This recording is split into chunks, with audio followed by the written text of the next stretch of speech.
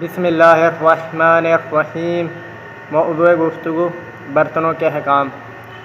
جو برتن کتے، سور یا مردار کے چمڑے سے بنایا جائے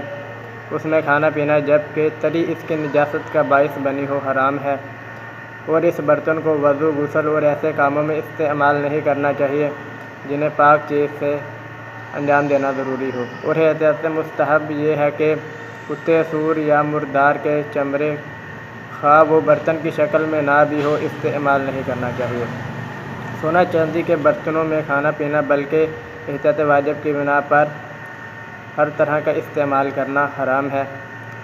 لیکن کمرے کو سجانے کے لیے یا اپنے پاس رکھنے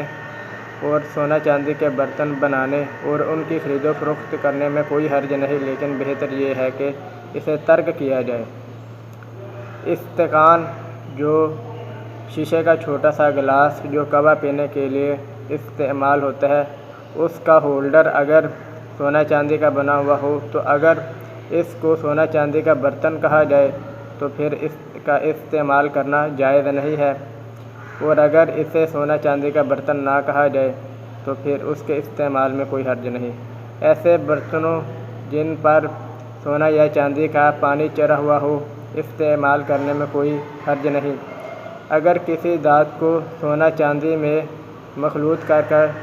برتن بنایا جائے تو اگر دھات اتنی زیادہ مقدار میں ہو کہ اسے سونا چاندی کا برتن نہ کہا جائے تو پھر اس برتن کے استعمال میں کوئی حرج نہیں۔ مجبوری کی حالت میں سونا چاندی کے برتن میں کھانا پینا جائز ہے، لیکن اتنا کہ مجبوری ختم ہو جائے، اس سے زیادہ کھانا پینا جائز نہیں ہے۔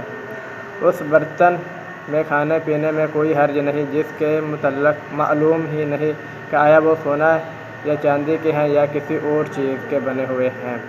اگر غذا سونا یا چاندی کے برتن میں رکھی ہوئی ہو اور اگر اسے دوسرے برتن میں انڈیل دیا جائے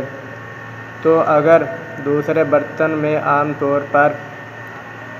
پہلے برتن میں کھانے کا ذریعہ شمار نہ ہو تو ایسے کرنے میں کوئی حرج نہیں ہے۔ حقے کے چلم کا سوراخوں والا ڈھکن، تلوار، چھری یا چاقو کا میانہ اور قرآن مجید رکھنے والا ڈبہ اگر سونا یا چاندی کا بنا ہوا ہو تو کوئی حرج نہیں، تاہم احتیاط مستحب یہ ہے کہ سرما دانی سونا یا چاندی کی بنی ہوئی ہو۔ اسی طرح سے عطر دانی اور افیم دانی جو سونا اور چاندی کی بنی ہوئی ہو استعمال نہ کی جائے۔ وصلی اللہ علی محمد وآلہ الطاہرین المعصومین۔